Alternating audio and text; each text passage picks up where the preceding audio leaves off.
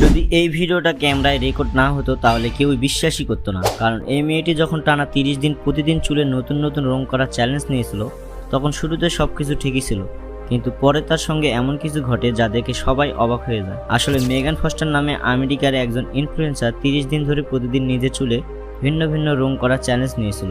তার বিশ্বাস ছিল এতে তার সোশ্যাল মিডিয়ার ফলোয়ার দ্রুত বাড়বে, তাই তিনি প্রতিদিন চুলে নতুন রং লাগিয়ে সেই ভিডিও সোশ্যাল মিডিয়ায় আপলোড করতেন। প্রথম কয়েকদিন সবকিছু স্বাভাবিক থাকলেও ধীরে ধীরে তার মাথার ত্বকে প্রচণ্ড চুলকানি শুরু হয়।